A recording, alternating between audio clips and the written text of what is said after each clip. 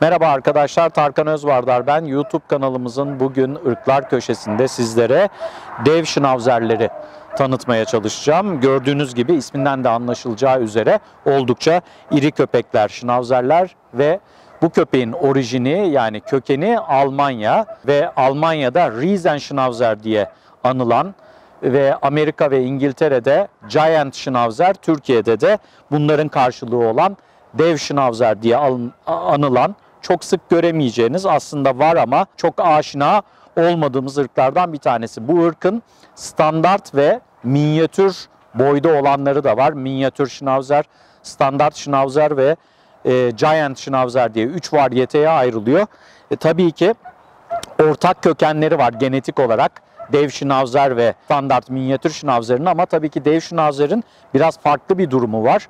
Dev Schnauzer'ler standart Schnauzer'lerin 16. yüzyıl civarında tahmin edilen Great Dane'lerle yani Danualarla ve Bouvier de Flanders ırkı köpeklerle standart Schnauzer'lerin melezlenmesi sonucunda ortaya çıkmış olabileceği konusunda varsayımlar var. Tabii ki Almanya'daki başka yerel ırklarında bu melezleme çalışmalarının içerisinde kullanılmış olma ihtimali var. Yani net bir data yok. Sadece tahmin edilen ırklar var.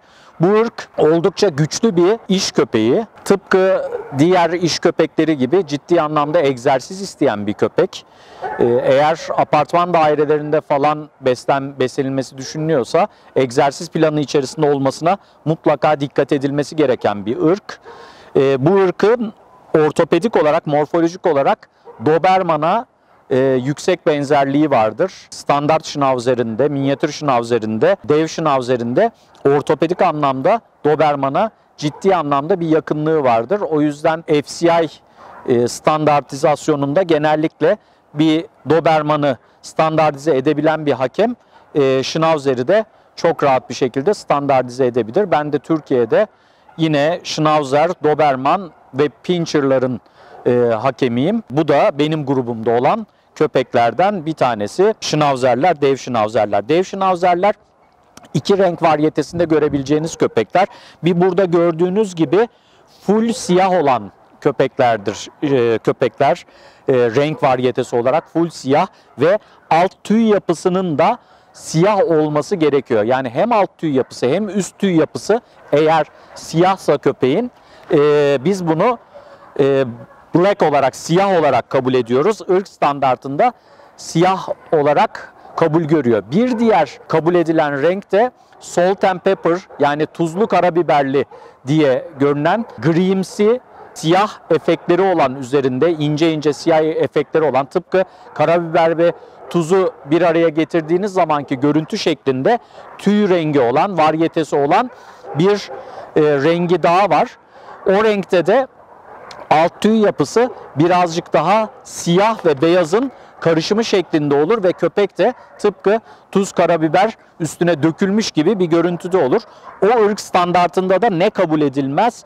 Sırtında siyah bir şerit varsa ırk standartında hata olarak kabul edilebilir. Siyahlarda da alt tüy yapısı ya da tüylerin alt tarafında kahverengilikler söz konusuysa ırk standartında kabul görmez. Full siyahlarda göğüste belli bir beyaz lekelenmeye izin vardır belli büyüklükte, ama çok büyük olduğu zaman veyahut da başka yerlerinde beyaz lekelenmesi olursa hata olarak kabul edilir. Çok tipik bir fenotipi var bu köpeğin. Dikkat ederseniz kafa yapısı ve burnunun etrafındaki sakallarının uzun olması, ki bunlara spesifik tıraş modelleri var. Makinayla ya da makasla yapılan ya da elle yolma yöntemiyle yapılan, fakat bu elle yolma yöntemi biraz köpeğe acı veren bir yöntem olduğu için küçükten itibaren alıştırmaya çalışıyorlar, ama ben çok doğru bulmuyorum yolma yöntemini. En doğru olan makasla trim etmek. Kendi spesifik tıraşlarını yaptığınız zaman çok değişik bir kondisyonları oluşuyor. Çok tipik, gördüğünüz anda algılayabileceğiniz, Schnauzer olduğunu algılayabileceğiniz bir tıraş modelleri var.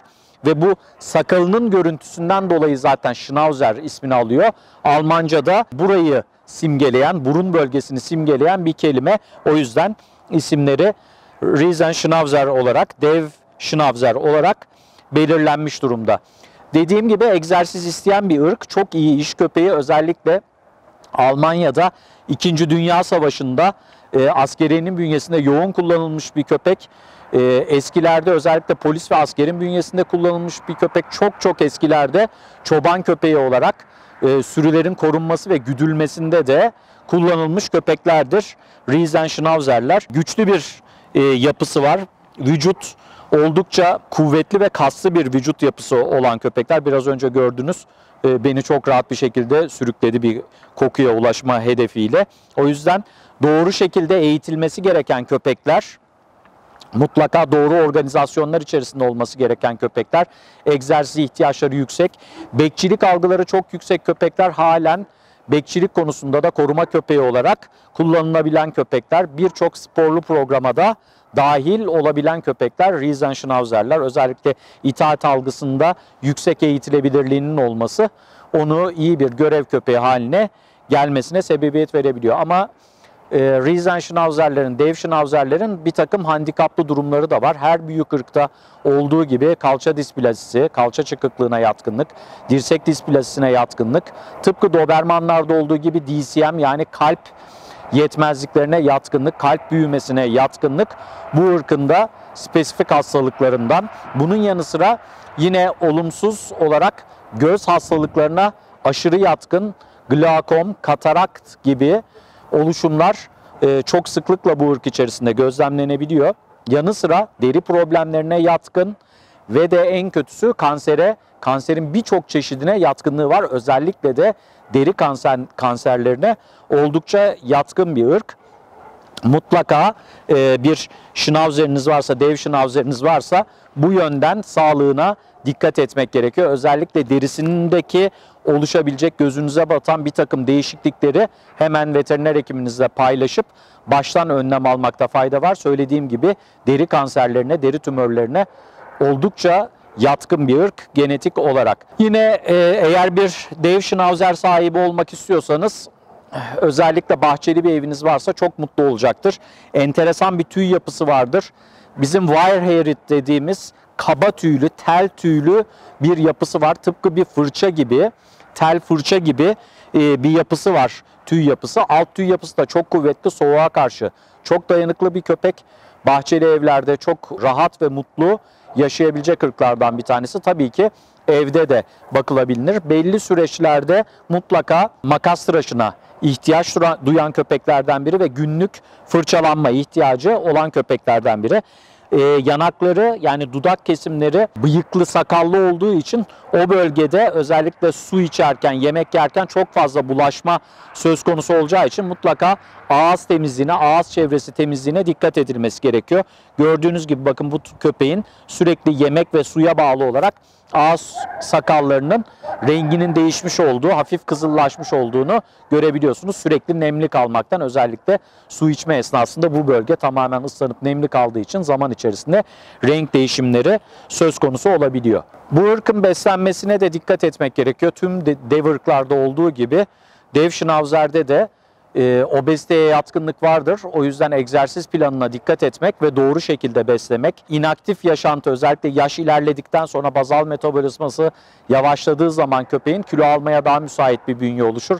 Bir de bu ırkın genetik olarak yine hipotiroidizme yatkınlığı vardır ve tiroid fonksiyonlarının düşüklüğüne bağlı olarak da kilo almaya yatkınlaşabilir köpek. Bu yüzden beslemeye ve egzersiz programına çok dikkat etmek gerekiyor. Korumaya yatkınlığı yüksek olduğu için bölgesel savunmada özellikle kullanılabilecek ırklardan bir tanesi. Kişiye karşı endeksli yaşamayı da sever. O yüzden bu ırka sahip olacak kişilerin itaat konusunda iyi çalışmalar yapması, temellerini iyi atması gerekir. Çünkü kontrollü yaşatılması gereken ırklardan bir tanesi. Korumaya karşı da söylediğim gibi yatkınlığı yüksek. Dolayısıyla iyi bir itaat çizgisi içerisinde olmadığı takdirde kontrolü zor olabilecek ırklardan bir tanesi dev şnauzerler. Eğer bir dev şnauzer sahibi olmak istiyorsanız mutlaka secereli, pedigrili üretim yapan, özellikle atalarında genetik olarak herhangi bir problemin olmadığı, genetik yatkınlığı olduğu hastalıkları atalardaki bireylerin taşımadığı yavruları tercih etmenizi tavsiye ederim ve böyle bir ırkı edindiğiniz takdirde egzersiz planına ve eğitimine aynı zamanda dikkat etmeniz gerekiyor. Bu ırkı da özellikle bu ırkın karıştığı bir takım ırklar var. Irk standartında özellikle tüyleri uzadığı takdirde ve standart tıraşı yapılmadığı takdirde bu ırk Boya de Flander ve Black Russian Terrier ile fiziksel olarak benzerlik gösteriyor. Aslında ırk standartlarını iyi anlayan kişiler ayrımlarını çok rahat yapabilir ama eğer kişi ırk standartı konusunda çok bilgili değilse bu üç ırkı birbirine karıştırma ihtimali söz konusu olabiliyor. Bir dev Schnauzer beslemek istiyorsanız söylediğim şeyleri bir kez daha düşünmenizi tavsiye ediyorum.